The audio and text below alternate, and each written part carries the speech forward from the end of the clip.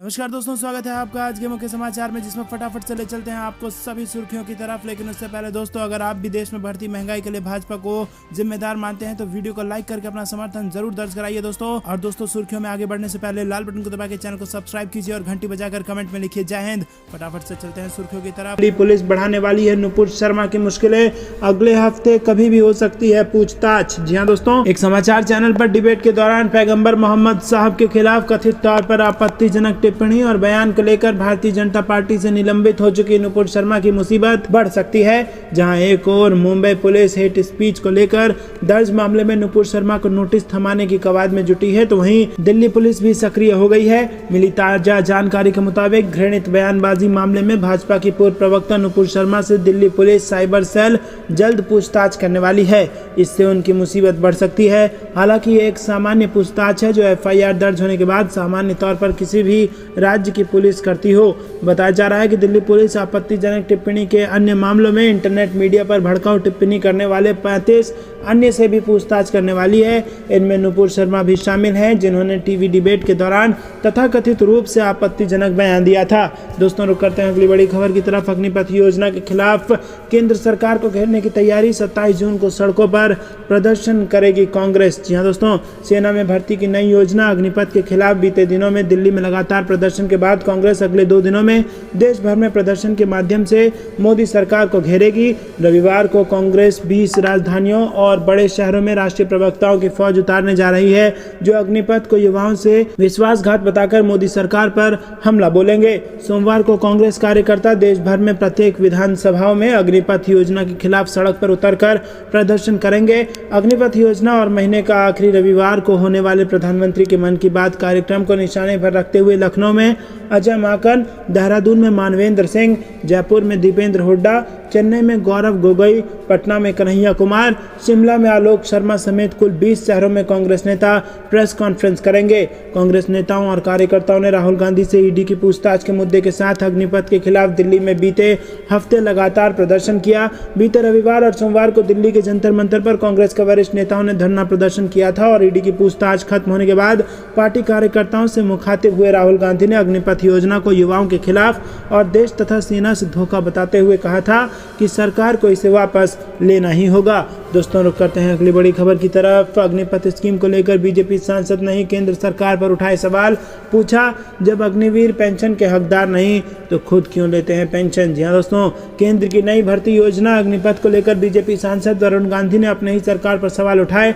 उन्होंने ट्वीट कर सरकार से पूछा कि अग्निपथ के तहत सेना में शामिल किए गए लोग जब सेवानिवृत्ति के बाद पेंशन के हकदार नहीं होंगे तो जनप्रतिनिधियों या फिर विधायकों और सांसदों को पेंशन क्यों मिले। वरुण गांधी ने कहा कि राष्ट्रीय रक्षकों को पेंशन का अधिकार नहीं है तो मैं खुद की पेंशन छोड़ने को तैयार हूं। उन्होंने कहा कि क्या हम विधायक सांसद अपनी पेंशन छोड़ ये नहीं सुनिश्चित कर सकते कि अग्निवीरों को पेंशन मिले। बीजेपी सांसद का यह बयान उस समय आया जब यूपी, बिहार समेत देश के कई राज्यों में युवा वर्ग इसका कड़ा विरोध कर रहा है। वरुण गांधी इस योजना के लॉन्च होने के बाद से ही आलोचना कर रहे हैं। पिछले दिनों प्रदर्शनकारियों की मांग को समर्थन करते हुए उन्होंने लोगों से उपद्रव न करने की अपील की थी। बता दें कि पिछले दिनों यूपी और बिहार में प्रदर्शन कर रहे छात्रों ने कई रेल डिब्बों को आग के हवाले कर दिया था, जबकि कई जगहों पर तोड़फोड़ भी की गई थी। रुक करते हैं अगली बड़ी खबर की तरफ। योगी सरकार के खिलाफ बीजेपी उपाध्यक्ष ने खोला मोर्चा, सुनवाई न होने पर आमरण अनशन की दी चेतावनी। जी हाँ दोस्तों, आपको बता दें कि उत्तर प्रदेश के हमीरपुर जिले में हाल ही में सड़क हादसे में मारे गए 9 लोगों की मौत के बाद शनिवार को भाजपा ने सड़क पर उतरकर बड़ा प्रदर्शन किया और प्रशासन को ज्ञापन देकर भाजपा ने आमरण अनशन करने की चेतावनी दे दी। बता दें कि हमीरपुर जिले के मदौहा कोतवाली क्षेत्र के मकराव के पास कानपुर सागर नेशनल हाईवे 34 में 3 दिन पहले लोडर और आपे में टक्कर हो गई थी और इससे 6 लोगों की मौके पर ही मौत हो गई। वहीं 2 लोगों की अस्पताल में मौत हो गई थी। घटना में आधा दर्जन से अधिक लोग भी घायल हुए थे, जिनमें कई लोगों को कानपुर रेफर किया गया था। दोस्तों, रुक करते हैं अगली बड़ी खबर की तरफ। शिवसेना की मांग पर डिप्टी स्पीकर ने बागी 16 एमएलए को भेजा नोटिस, 2 दिन में मांगा जवाब। जी हाँ दोस्तों, महाराष्ट्र में राजनीतिक उथल पुथल के बीच शनिवार को विधानसभा के डिप्टी स्पीकर ने 16 बागी विधायकों के खिलाफ नोटिस जारी कर दिया है। डिप्टी स्पीकर ने इन विधायकों से अगले 2 दिन में जवाब देने को कहा। बता दें कि उद्धव ठाकरे गुट ने इन 16 विधायकों को अयोग्य घोषित करने की मांग को लेकर डिप्टी स्पीकर से एक याचिका याचिका दी थी और इसी याचिका पर कार्रवाई करते हुए डिप्टी स्पीकर ने इन विधायकों के खिलाफ नोटिस जारी कर दिया है। खास बात यह है कि शिवसेना ने जिन बागी विधायकों की सदस्यता रद्द करने की मांग की है उनमें एकनाथ शिंदे का नाम भी शामिल है। महाराष्ट्र के पूर्व एडवोकेट जनरल श्रीहरि अणे ने कहा कि बागी विधायकों को अयोग्य साबित करने की प्रक्रिया कानूनी बहस पर आधारित होगी। बागी विधायकों को अयोग्य घोषित करने से पहले डिप्टी स्पीकर को उन्हें एक बार सुनना होगा। अगर इस पूरी प्रक्रिया को करने में संवैधानिक तंत्र विफल होता दिखता है तो राज्य के गवर्नर इस मामले में दखल दे सकते हैं। हालांकि अभी तक महाराष्ट्र की राजनीति में ऐसी स्थिति नहीं आई है। ध्यान हो कि एकनाथ शिंदे की बढ़ती ताकत के बीच सीएम उद्धव ठाकरे के पास बेहद सीमित विकल्प बचे थे। 12 के बाद शिवसेना ने अब 4 और विधायक के खिलाफ अयोग्यता का मसौदा तैयार किया था। डिप्टी स्पीकर के विधान भवन पहुंचने पर यह आवेदन दिया गया था। दोस्तों, रुक करते हैं अगली बड़ी खबर की तरफ। चर्चा के बजाय एक दूसरे का कपड़ा फाड़ने लगे बीजेपी नेता, जमकर चले लात घूसे, पार्टी दे रही सफाई। राजस्थान में हुआ ये कांड। जी हाँ दोस्तों, राजस्थान के करौली में मोदी सरकार के 8 साल पूरे होने के अवसर पर स्थानीय भाजपा नेता चौपाल कार्यक्रम के तहत इकट्ठा हुए थे, लेकिन यहाँ पर ऐसा कुछ हुआ जिसके बाद पार्टी के नेताओं को सफाई देनी पड़ रही है। इस कार्यक्रम में संगठन महासचिव चंद्रशेखर भी पहुंचने वाले थे, लेकिन उनके पहुंचने से कुछ घंटे पहले ही यहाँ भगदड़ की स्थिति पैदा हो गई। दो गुटों के बीच ऐसा घमासान छिड़ गया कि इन्होंने एक दूसरे के कपड़े तक फाड़ दिए। दोनों तरफ से जमकर लात घूसे चले और गाली गलौज तक की नौबत आ गई। इस घटना का वीडियो सोशल मीडिया पर जमकर वायरल हो रहा है, जिस पर यूजर्स तरह तरह की प्रतिक्रियाएं दे रहे हैं। दोस्तों, रुक करते हैं अगली बड़ी खबर की तरफ। सियासी संकट के बीच बीजेपी नेता फडणवीस आठवले की मीटिंग शुरू। संजय राउत की चेतावनी, झमेले में मत पड़ो वरना। जी हाँ दोस्तों, जहां एक तरफ महाराष्ट्र में जारी सियासी दंगल के बीच महाराष्ट्र में आज भी राजनीतिक गहमागहमी देखने को मिल रही है, वहीं बीजेपी की आज एक बैठक हो रही है और इसमें भाजपा के सहयोगी दल शामिल हैं। इस बैठक में भाजपा नेता व पूर्व सीएम देवेंद्र फडणवीस, केंद्रीय मंत्री रामदास अठावले के साथ नजर आने के मौजूदा हालात पर चर्चा हो रही है। रामदास अठावले के साथ राज्य के मौजूदा हालात पर चर्चा हो रही है। वहीं आपको बता दें कि इन सब के बीच शिवसेना के कद्दावर नेता संजय राउत ने देवेंद्र फडणवीस से चेताते हुए कहा कि मेरा देवेंद्र फडणवीस से आग्रह है कि वो इस मामले से दूर रहे। देवेंद्र फडणवीस पहले भी एक बार धोखा खा चुके हैं। हमारे मन में उनके लिए सम्मान है, लेकिन उनसे अब बस मेरा यही कहना है कि अगर आप इस झमेले में पड़ेंगे तो वो ये सम्मान भी खो देंगे। दोस्तों, रुक करते हैं अगली बड़ी खबर की तरफ।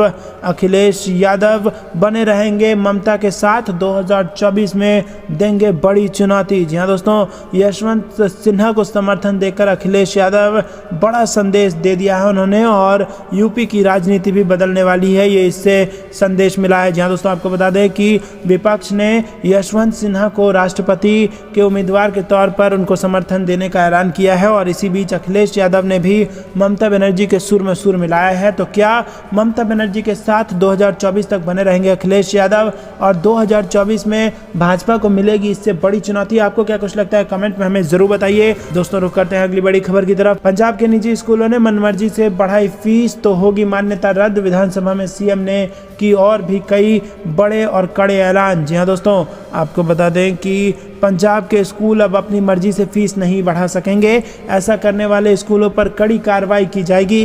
पंजाब के मुख्यमंत्री भगवंत मान राज्यपाल के अभिभाषण पर जवाब देते हुए कहा कि जो स्कूल अपनी मर्जी से फीस में बढ़ोतरी करेंगे उनकी एनओसी और मान्यता को रद्द कर दिया जाएगा। वहीं सरकारी स्कूलों के शिक्षक अब कोई दूसरा काम नहीं कर सकेंगे। सरकार की ओर से शिक्षकों को ट्रेनिंग भी दी जाएगी। इसके लिए यूएस एम्बेसी के लिए दिल्ली स्थित क्षेत्रीय अंग्रेजी भाषा कार्यालय से तालमेल किया जाएगा। दोस्तों, रुक करते हैं जिसमें आपको बता दें कि सिंधिया समर्थक विधायकों के दफ्तर में हुई तोड़फोड़, तो संजय राउत बोले कि इस आक्रोश को रोक नहीं सकते। जी हाँ दोस्तों, पुणे में शिवसेना कार्यकर्ताओं ने एक बागी विधायक तानाजी सावंत के दफ्तर में जमकर तोड़फोड़ मचाई है और हंगामा किया है। इन शिवसेना कार्यकर्ताओं ने दफ्तर में तोड़फोड़ के बाद स्प्रे से दीवार पर गद्दार सावंत लिख दिया, और तानाजी सावंत परांदा विधानसभा सीट से शिवसेना के विधायक हैं। शिवसेना के कार्यकर्ता जय शिवाजी का नारा लगाते हुए विधायक तानाजी के दफ्तर में घुस गए और तोड़फोड़ शुरू कर दी। वहीं इस हिंसा के बाद शिवसेना नेता संजय राउत ने कहा कि विधायकों की बगावत के बाद लोगों में आक्रोश है और इसको रोक नहीं सकते। तानाजी सावंत का जिक्र आने पर संजय राउत ने बेहद आक्रामक भाषा का इस्तेमाल करते हुए कहा कि वो कांग्रेस से शिवसेना में आए थे और ये उनकी पहली विधायकी है। उन्होंने कहा कि ऐसे लोगों को हम कपड़े उतार कर सड़क पर खड़ा करते हैं।